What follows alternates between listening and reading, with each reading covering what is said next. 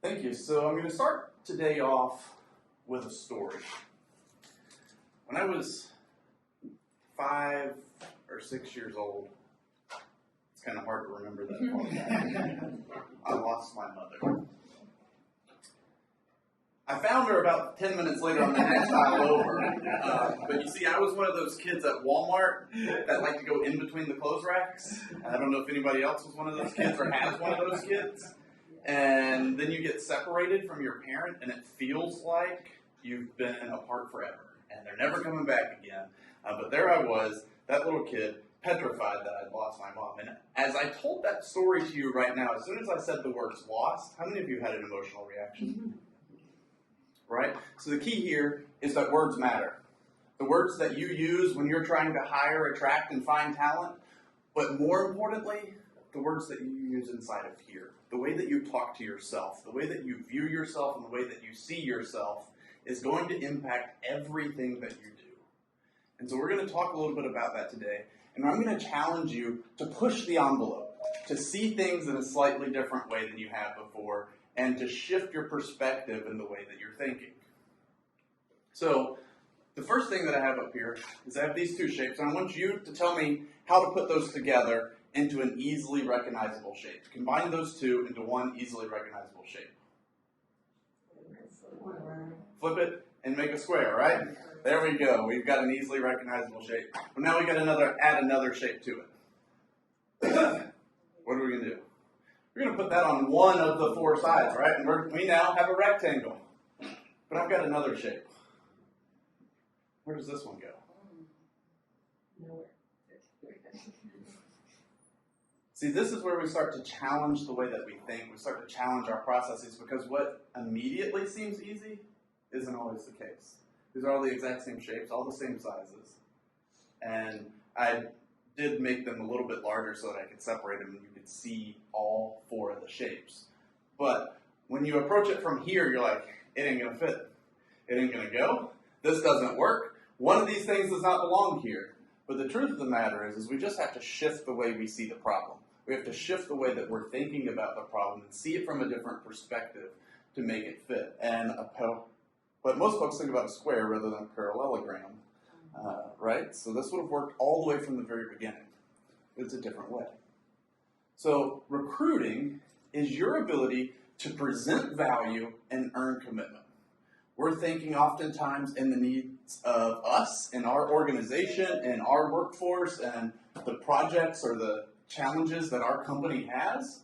But in order to recruit effective talent, good talent, we have to present value and earn their commitment because we don't want people who just show up for a paycheck. We want people who are bought into our vision, into our goals, and into our way of life and our philosophy. So that's what we're going to talk about today. It's about strengthening your beliefs, not changing them. It's about knowing who you are and what you stand for, both as a person and as a company, and being able to project that into the marketplace to find things that are of value. So I'm going to tell you, don't change your attitude, grow your attitude. Grow your positive attitude. And it all starts there. It's going to sound crazy. I'm here to talk to you about recruiting, but the first thing I'm going to talk to you about is your attitude and your belief in yourself. Because if you don't have a good attitude, if you don't believe I have the best job, I have the best team, I have the best boss, I have the best work environment, I have the best tools, the best resources, and therefore I am the best at what I do. If you don't believe that you are the best, and you don't believe that your environment is the best, how is anybody else ever going to want to join that team? How are you going to convince anybody else to join that team? And if you truly don't believe that, maybe you need to look at a new place. You need to look at a new environment. And what are you doing to shape that environment? It doesn't mean that you're leaving your environment, but it means that you're shaping your environment that you're currently in and making it into that new environment. So here today we're to talk about recruiting and oops, I'm heading backwards again. This is very much what recruiting is all about. And unfortunately, there apparently isn't any sound here. So just in case you're wondering, as an HR professional, this is what you signed up for. This is your life, this is your job, and we somehow learn to enjoy that, right? But you're going to say, but Henry, you're here telling me about my positive attitude and all the good things, but you don't know all the things that I have going on. This is the list of the top 10 stressors in the workplace: workload, emotional stress, not enough time, perfectionism. I have to be perfect because somebody's going to get sued if I'm not perfect. Finances, lack of control, as these bosses are doing whatever the heck they want. None of them are listening to me. I have the imposter syndrome because I'm here telling these CEOs and other people what to do, but I don't really know, and I'm trying to figure it out. I've had some sort of traumatic work experience in the past. The bureaucracy and the red tape. None of us have to deal with any of that. And just pure exhaustion at the end of the day, right? So these are all the things that we're facing, but if you don't believe, how do you expect to achieve? Napoleon Hill, the author of Think and Grow Rich, said, if a man's brain can believe it and perceive it, he can achieve it. And I then follow that with, if you don't believe, how do you expect to achieve? So your attitude plus your belief is your mindset. Those are the things that you're approaching every situation in the workforce about. Everything that you encounter in your day, do I have a positive mindset or do I have a negative mindset? And that's going to skew the way that I approach it. It's going to skew the way that I respond or the way that I react. The difference between a response and a reaction is a millisecond. It's that millisecond of I just went for it, or I took that breath, and I responded because I'm coming from a place of a success mindset, a positive attitude. I believe in myself, I believe in what I'm doing, and I'm now moving forward into a way of success that is building up rather than tearing down. The book of Proverbs in the Bible says that the tongue is the most powerful thing that a man has because it can either build up or break down. And are you using yours, or is your organization using its voice to build up? Both those that are already inside the workforce, because, oh, by the way, if you're trying to attract talent, those already in the workforce are your best allies or your worst enemies. And that's going to work for you or against you. And it breaks down into 3 principles. The be, know, and do principles. It's something that the Army has talked about for a long time, and we use it in a slightly different way in the Army. But these are the 3 categories that we use to rate ourselves. We look at who we are in the B category, what we know and what we do. And I'm going to take this and kind of flip the paradigm a little bit to tell you how to use it for recruiting, how to use it for all HR functions, and how to use it for personal growth. So let's start over here with the know. This is what I have in my mind, what I think. When you're sitting in an interview and you're asking questions, this is the most common dialogue is between what I know. I'm asking questions about what you know. You're finding out about what I know within the organization. So we're talking about the mental things, what we think the right answers are, or what we think the other person wants to hear, right? Because when we sit down in an interview, and we'll talk about this in a minute, you've already used ChatGPT to ask the best questions that you can think of for an interview, right? Well, that candidate has also asked ChatGPT for the best answers to those questions. So you're just dialoguing back and forth, putting on a performance and a great little show. Think of it like a first date, right? This is the first date, and I've put on my finest clothes. I'm going to pick her up at her house. I'm going to open the door. I'm going to walk her to the car. I'm going to open her car door and put her. That's what we're doing in an interview, right? It's not real life. It's a performance. You have to know that going into it. It's a performance between the know part of the house. It's not the do. The do is what is real, what our actions are, the way that we work, how we do things here. Because there's a lot of jobs that sound really exciting. And there's a lot of things that are really cool to go do until you figure out how the organization does them. Like, I love to go camping. But the way the Army goes camping ain't how I want to go do it, right? There's a big difference, and the how changes a lot of things. B, this is the core, and this is where we need to spend the most of our time, and it's pink because it represents the heart. This is our emotions. This is our soul. And if we really want to find good fits in our organizations, we have to find beings, human beings that belong and create a space of belonging. So we look back here, and know becomes the mind, the body, and the heart, our thoughts, our actions, and our emotions. And it flows in that direction. So people think, well, I'm not feeling very good today in the emotion category. I've got to think positive thoughts. Wrong. The only thing positive thoughts can do is change your actions. but it takes your actions, the way that you live your life, the way that you go about your day, to change your emotions. So if you want to change your emotions, if you're having a bad day, which we all have, you have to change your actions. So every morning, I get up with my girls, get them ready for school, we get in the car, and I listen to It's Gonna Be a Good Day in the car on the way to school. And then I ask them, my 6-year-old little girl, I say, sweetheart, what's a beaming girl? She says, a beaming girl is brave, beautiful, smart, and kind. Who's a beaming girl? I am. Like starting from the age of 6. Who are you?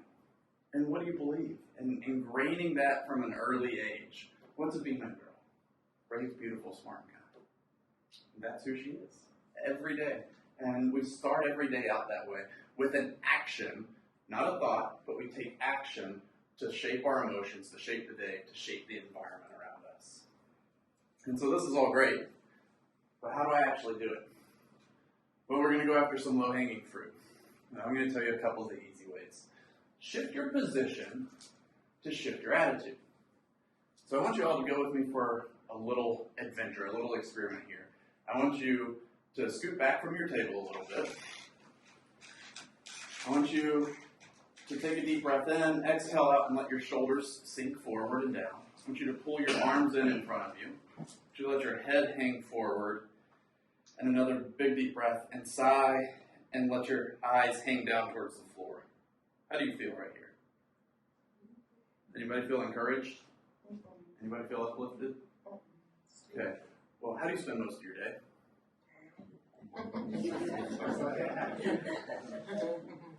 The positions that we put ourselves in impact the way that we feel, the way that we perform, the way that we respond.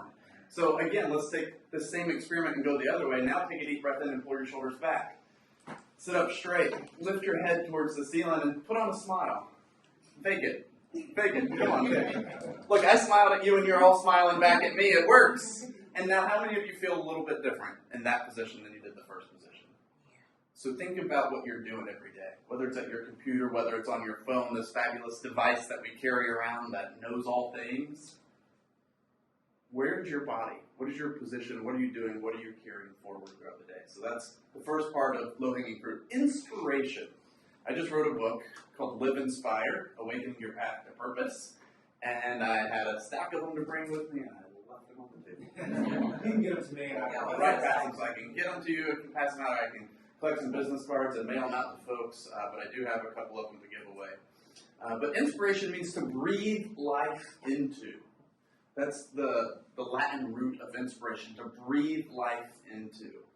And it goes all the way back to biblical times where, in the first book of Genesis, God breathed life into man. He blew his breath into the mankind and we came to life. So as we are inspired to go about our actions throughout the day, it's the things that we are breathing life into. What in your life inspires you? What do you surround yourself with? How would you stay inspired? And I want to ask you this question. If you had $26,376 in your entire life, from birth until death, how would you spend it? Travel? In this economy. For your entire life, from birth until death, how would you value a dollar? Significantly, right? Yes. What if, whoops, I thought it was on the next slide. What if I told you that that number is specific because that's the number of days of the average human life? So 26,376 days is the average human life expectancy. So when we think about it in terms of money, it's valuable. But when we think of it in terms of our life, how many days do you waste? How many years do you waste? How many times do you throw 365 of those suckers away at one time? Chasing after the wrong dream. Chasing after the wrong problem. Stressing, worrying, not enjoying yourself. You get into this mindset of, I've got so much work to do. I've got so many things to get done. I'll enjoy myself later. I'll show myself a thing or two. I'm not going to have fun this weekend until I get the house cleaned, until I do this, until I do that, until I do that extra work that I didn't get done last week. I'm not going to enjoy myself.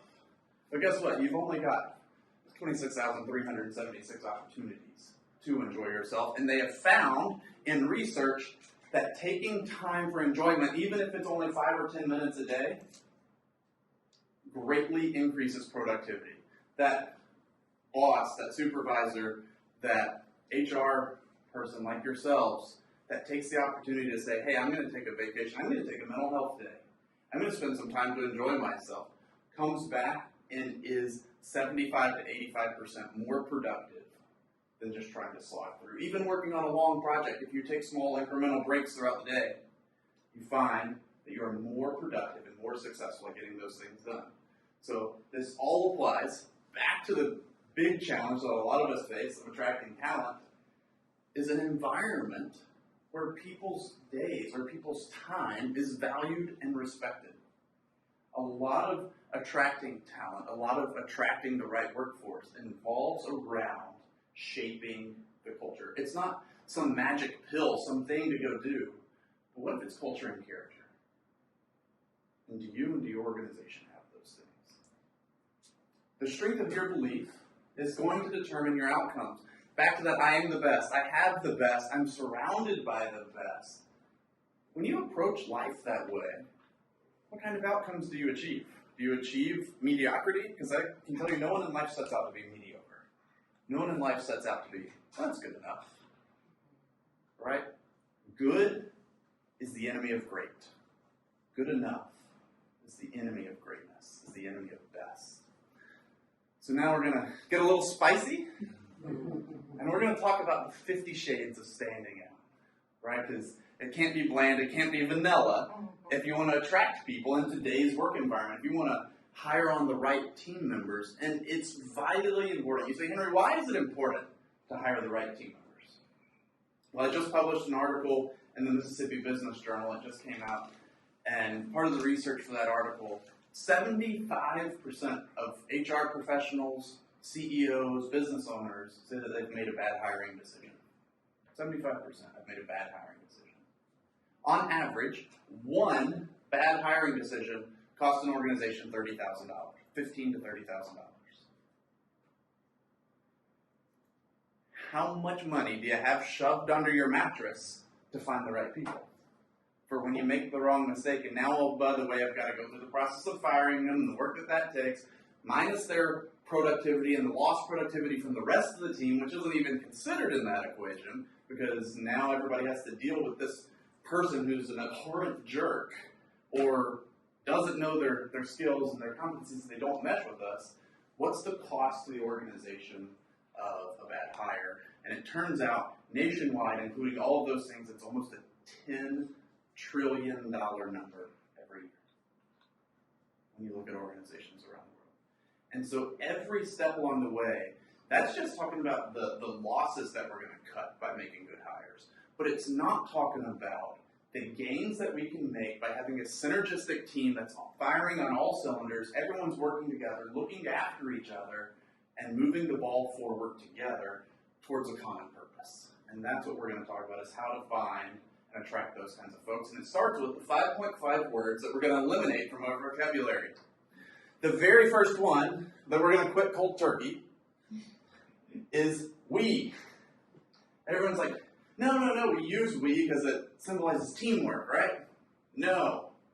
Cut we. Well, we decided, who the heck is we? Especially, and I really, really hope that none of you are offenders of this, is in your job descriptions. And this is a Mississippi job description, and then please don't read too deeply into it and try to figure out what the company is, because you probably can. But look at this job description. So in the first half-page paragraph here, we talk about we a whole lot by all those black spots are the name of the company. So they repeated their name over and over and over again in the first category, and they laid out in big, long words all the things that they do in all the different categories that have nothing to do with this job, but it tells me everything that this company does. Well, if I have half a brain and I'm a candidate, I've already looked your company up. I know who you are. What I want to know is how you operate and how you treat people. But we start off right here. We are a great company. That's great, you are. But what's your fit for me? I'm the guy applying for the job. I'm the one that you want to come solve your problems. So tell me what you're doing for me. And at the end, we go back again and say, not even the person or you or whatever, the business segment, people and culture, HR, director, business partner role is responsible for. It's like, good Lord, I can't even say my title in one breath. But let's compare that to this job description. You can be a part of the solution today. How does that resonate with you? Every single one of you sitting here in this room. This, or very first line, you can be a part of the solution today. Guess what? Today's generation doesn't want crap that's TLDR, too long, didn't read. It's an acronym for a reason. They want to know that they can be a part of something. From the very first line, also another Mississippi company, by the way, I can belong. I belong to something here, and I'm a part of something bigger than myself. And oh, by the way, you're telling me up front how much they're going to pay, and this is a part-time 1099 gig, so they're telling me how they're going to pay, and it's paid per performance. So I know that the amount of work I do, the amount I put in, the amount I'm going to get back out. And it's all laid out front and up front and clear. The next thing, it's a little iffy, the ideal candidate. They could have said a little bit better saying, do you have what it takes? But it's pretty good saying the ideal candidate. But then they say, if you're goal-oriented, you will thrive here. So they're focusing it on the applicant. The focus is not on the company, it's on the applicant. That's the biggest shift. Removing the we and focusing on the you. Who is the specific person that you're asking to apply for this job? Do you know what that ideal candidate looks like? Have you investigated and figured out what you're trying to hire and who they are and where they hang out and what they do and what their kinds of goals are? Typically, who's your target audience? It's marketing 101, right? For the marketing branch of the company, but that doesn't spill over very well into HR often. They. This is the other word that we're going to get rid of, the ubiquitous they. Well, they said, those guys over in development, they said, no, eliminate they from your professional workforce vocabulary. Talk about specific people and teams, and use your words to build up and not break down. I would have, but. Well, this was looking out well, but. The but is the negative that takes away all of the positive that was before it. Nobody wants to be anybody's butt. Yes, and is a great qualifier to shift away from that, to continue the positive train of thought in your conversation, in your dialogue, in your working relations with other people, is to say, hey, this was going down this track, yes, it was going well, and this is where we are now. I could have said, but, right there very easily, but this happened and that happened. It's a change in your mindset. Are you a victim to what's going on? Are you accepting ownership and responsibility and taking the courage to pick up the ball and figure out how to move it from where it's at now? Let's fail forward fastly together to make change. Can't. This is an obvious one, right? Can't never could, and it never will. Want. See, this is the challenge, is we want a lot of things, but if you have room to want to be the best, to want to work at one of the best companies to work for in Mississippi, I want to be one of the best employers in my area. Well, if you want it, it means you're not. If you want it, it means that there's room for growth. If you want it, it means that you don't believe that you have what it takes to be there right now. Stop wanting and start doing. We're also going to remove failure from our vocabulary because in the context of today's world, failure has taken on such a negative connotation. It's not failure, it's experience. It's learning. I tell you the best lessons I learned in my life, I've learned from failure. I've learned from messing up. You see, I was not much older after I had misplaced my mother at Walmart. And my dad was a career firefighter. And he had brought in home a face mask that was discontinued from service, like one of their respirators that they wear. So I talked with my mom, and She sewed a firefighter outfit out of some black canvas that she found and made me a whole little fire suit. And I had red stripes on it, and I had a backpack respirator made out of 2 Coke bottles, and I had that face mask which would fog up terribly because it wasn't connected to anything anytime I tried to wear it around, but I would wear it around, and the helmet to go with it, and I was the coolest thing since sliced bread. Well, one day I misbehaved, and I was given the choice to choose between giving up my firefighter outfit for a week, or I could get a spanking. And I was given that choice. And I said, here you go. Have the firefighter outfit. Take it. And then I realized about 20 minutes later that I was gone all week. The spanking would have been over by now. And I went back to mom and dad begging for a spanking, and they said, nope, you made your choice. Stick with it. So that failure, I learned that you never sacrifice something precious to avoid temporary pain. Failure is important, so eliminate the negativity of that. So we've talked about what to get rid of, and now we're going to talk about the 6.5 habits that we're going to cultivate, the things that we want to grow. First of all, is slow down.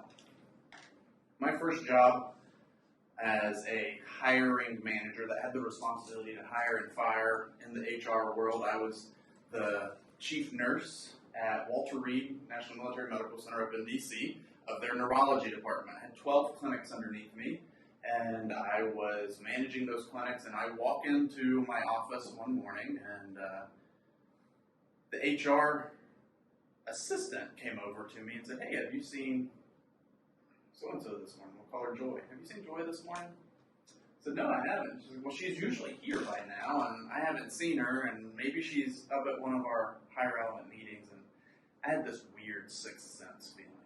So I took my master key, I walked over to her office, and I found her deceased on the floor in her office.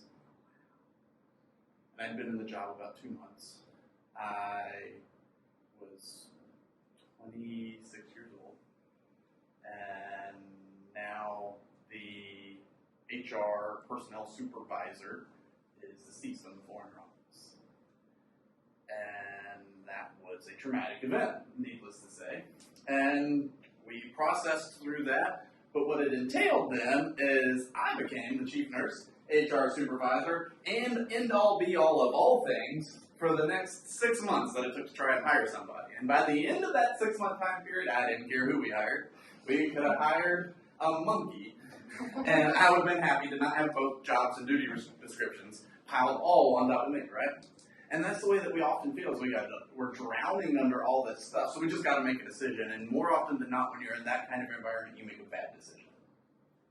Slow down.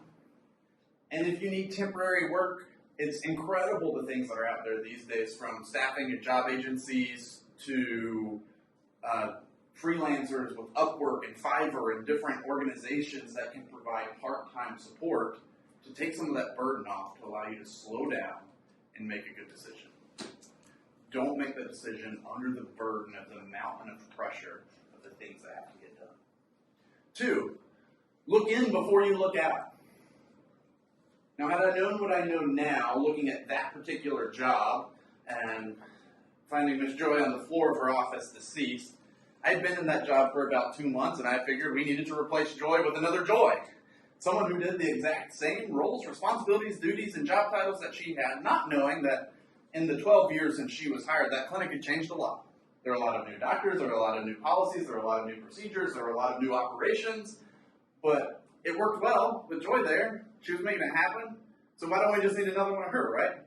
So the answer is, as an organization changes over time, if you're hiring a new person especially, but also if you're hiring to refill a vacancy, look into the organization before you look out.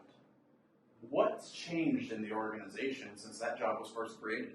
What would your ideal person in that job be doing? Would they be doing something similar or different than what the person that's currently there is doing or has been doing? What would change? How would you view that position a little differently? Interview the coworkers of that position. Who's worked with them in the past? Like, what does that role look like to them? Do they see different duties and responsibilities? Is there a better way to share the workload and the burden? What if the first interview you had was with yourself and with your organization? You interview the position before you interview a person. Look in before you look out. How you do things is just as important, if not more important, as what you do. Your culture, the things that go on with your organization. How we do things around here is these. So there's a couple of questions you can ask. How do we communicate?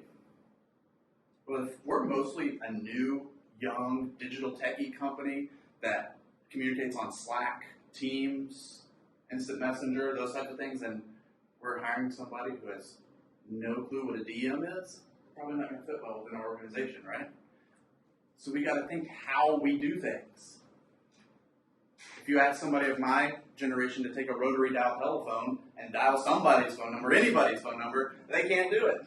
It's not going to happen. So if you have old analog systems, you either find somebody outside of the path that's unusual, like myself, whose grandmother had a rotary dial telephone hanging on the wall, and I had to use it as a kid and listen to the calls 3 doors down too. There's differences that you have to look at in people. So how do we communicate here? How do we solve problems here? What are our methods of solving problems? And then the third one is, how do we measure our progress? So there are 3 great questions. How do we communicate? How do we solve problems? How do we measure our progress? And when you start asking those things, you start to develop an understanding of who you are as an organization and your culture. So the how question is the question that most aligns with fit. The ability to do the job, you can find thousands of people that have the ability to do the job. But you want to find the person who has the ability to do the job in a way that synchronizes and is harmonious and builds on the way that you already do it, not contradicts that.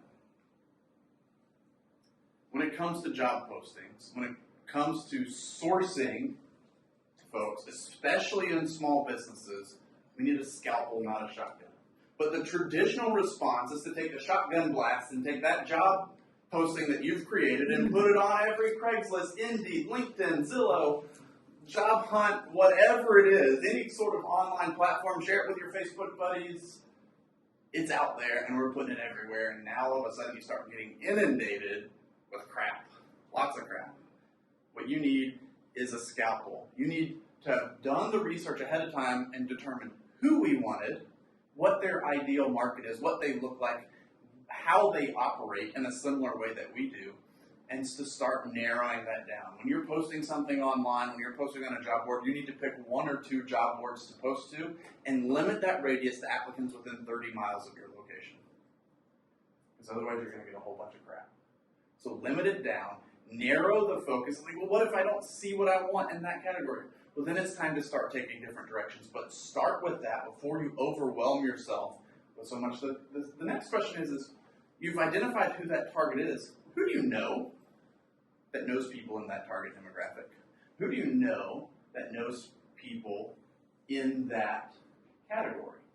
And where do they hang out? What do they do? You'll be amazed at what a speech like this here in front of the SHRM group, or in front of the Rotary Club, or in front of any other civic organization will do to find referrals within other businesses in your area that know that stellar candidate that would fit in your organization. Referrals from people that you know and trust is the #1 way to find talent that aligns with your organization. We're not talking big, mega $1-million, multi-site global companies. We're talking about small businesses here within Mississippi. It's not who you know, it's who knows you. Think about that. It's not who you know, it's who knows you and knows what you're doing and starts to connect the dots and say, you know what, I ran into Jim at the store the other day and I think you'd be a great fit for what they're doing over at Chain Electric. We should have a conversation with them. Maybe they have a need, maybe they don't. You need a scalpel approach, and you need to constantly be building that bench, not waiting until the pressure's on and you've got to hire somebody, but constantly building those networks, building those relationships, and lining up a talent pool that you can pick from when that time arises. You attract with value. People in today's day and age are not attracted to a job because of a salary. That's why you find that 1 in 3 people have left a job within 2 months. I got this new job, it had a salary, it was great, and in 2 months I realized I didn't fit. And so I've left, and now I'm somewhere else. And now you're left holding that bag because you've paid out how much money to pay them for 2 months, all the money you spent to hire them, attract them, find them in the first place, and now they're gone. So we attract with value versus benefits, the benefits packages. I've recruited for the Army, and we try to tout our benefits. Oh, we'll pay for your school, we'll pay for that. But guess what? They can go to Starbucks and be a barista at Starbucks and get the same benefit package that the Army offers, right? So what's the value? It's that contribution to my community and to my country. Serving something bigger than myself. What are you doing in your organizations? How are you changing the lives of other people around you? And how can you tell that story? Even at a bank, you can rest well because your money's trusted here with us. We're taking care of people's lives. With an electric company, you're managing the livelihood of a lot of people. These things are the value that you bring and how you can speak to your audience, to your potential candidates, to your customers, to your colleagues, to the people that work to the left and right of you, and say, we're here for these reasons. These are the values that we hold. And if you want to know what your values are, and you want to know if you have values alignment, where do you spend your time, energy, and resources? Those 3 things. Those are the 3 things you have to evaluate. Because you'll list out a list. If I ask you right now, what are the 10 most important things to you in your life? We're in Mississippi. 90% of you are going to say God, family, and country. Right? Those are probably going to be the top 3. But then where do you spend your time, energy, and resources? Well, I don't tithe to the church. I don't show up on Sundays except for, every couple of months. I'll go when I'm feeling good, right? So do your time, energy, and resources align with what you think is very important? That Bible's really dusty laying on the corner shelf next to the bed, right? I haven't picked it up in a while. But I said that's the most important thing to me. That's statistics, that's the way it works. But be the change, be the different part of that. Know where your time, energy, and resources align. Those are what you value. And if you don't like those values, shift where you spend your time, energy, and resources, both personally and as a company. And those are the things that you can speak to the people that are potentially coming into your organization about. Those are the things, how are they going to spend their time, energy, and resources where they're on the workforce, how they're going to live their day-to-day life there, that are going to tell you whether it's a good fit or not. And if you're afraid that's going to scare them away, it's better now than after you've invested $30,000. We talked about this a little bit already. So the goal is to earn referrals. We don't ask for referrals. We earn them by delivering value and quality and quantity of service. The quality and quantity of the service that we provide to our customers inside the organization and outside the organization is going to determine the number of referrals that we get. This is the last piece of that hiring process. Interview with heart. We talked about it being like a first date. We talked about how you've already asked ChatGPT to give me some good questions to ask, and they ask it the same thing and say, give me those questions, and then also tell me the best way to answer them, because we're thinking about what we think the other person wants to hear and see. But what if you ask questions in your interviews like, what's the most important thing your father ever taught you, or your mother ever taught you? What's the most important thing you ever learned from a mentor? They're going to be taken back to that question. And it's not one of the protected categories that we can't ask about. But you're asking them to answer from the heart. Something that has meaning and importance to them. Tell me about your hometown, where you grew up. Oh, you're from a small town, you're from Moselle, I am too. We never locked our doors. I bet you didn't either. Your keys are hanging in the truck. Your keys are hanging in your truck outside, aren't they? You start to learn a lot about a person by knowing where they came from, where they grew up, who they interacted with, who's taught them something. And then the most important one that I like to ask, what are 5 things that you're grateful for? Tell me some things that you're grateful for and why. And you start to pull those strings of the heart and continue to unravel who that person really is and how they work. And then you'll know if their how aligns with your how. It's the questions that come from the heart, not the head. The do, we're going to ask those questions. We're going to make sure that they can carry the bare minimum load and they have the attributes. But I'll tell you that better than the attributes and the skills that everyone's talking about is their attitude, their mindset, and their heart. So everybody wants to hire and interview for skills. It's everywhere. You see it in every HR magazine it is. Do they have the skills? Well, great. You can find lots of people that have the skills. But do they match your culture and character of your company? And in order to do that well, and in order to dig into other people's emotions, you have to master your own emotional self. And it starts with discipline. And I'm going to tell you about my routine and what I do and how I set my morning discipline. This is me. Every morning, I get up and I work out and I listen to something on audiobook. Oftentimes it's the Bible, oftentimes it's another book. So the guy in the red there is a guy by the name of Jeffrey Gitomer. He's a 15-time New York Times best-selling author, wrote the Little Red Book on Selling, the Little Gold Book on Yes Attitude, and 17 other books. And that's me presenting him with a copy of my book.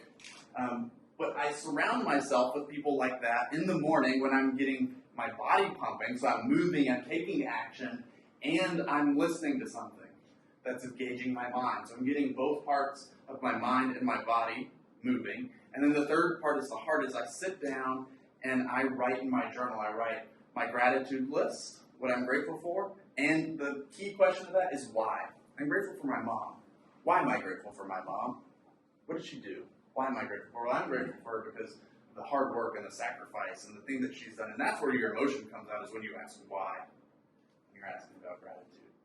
And then after that, I write down my affirmations. What am I good at? What am I going to do today? And whether I have it achieved already or not, I'm not going to say I want to be. I'm going to say I am. Take ownership of it now and start working that into practice and make it happen. Write it from a positive step. So exercise of both the mind and the body, writing down the gratitude list and the affirmations, sets me into a mindset to then build what I want to achieve and to think. That's something that too many people in today's world don't do. That little exercise where we just move the little shapes around, that challenged you to think. How often do we sit and spend time just to think about an idea? We don't. We Google it and find an answer immediately. We don't have to think anymore. And so often we refuse to actually do it. So exercise the mind, body, write about the heart, and think. Plan my day. And then I move throughout that day after the plan. And it moves towards the end of the day. I have the same sort of process, but it's my evening discipline, the things that I do every evening. And this is it. I write down in that same journal, there's a little block at the end of the page that says, what went well today? What can I improve tomorrow? What are my things that I need to do? I write it all down, all the things that are bothering me, challenging me, the things that will keep me up at night, and I pray about it. And I leave it there on the paper. And I go to sleep, and I don't have my brain running and wandering and all the things going on. And it's not what keeps you up at night, it's what gets you out of bed in the morning. That's what you need to focus on. That's what you need to shift and shape your mind to, is what's going to get you out of bed in the morning, not what's going to keep me up tonight. And leave it there. Lay it all down. And then go to sleep and rest, because rest increases productivity. The next day, it all starts back at zero. Right? The clock starts over at midnight, and you get to go after it again.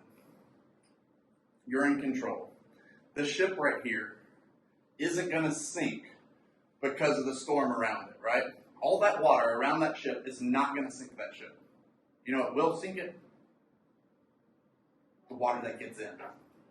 The storms in your life, the storms that are around you, aren't going to derail you. It's what you let in. And you have control over that. Your positive internal process is going to drive what you let in. Your positive internal belief is going to drive who you are and what you achieve and what you do. So put on the smile.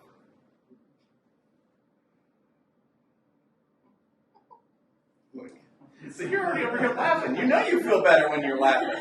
There's nothing that can bring you down when you're laughing, because your mind can't be spiraling negatively and laughing at the same time. That's the key.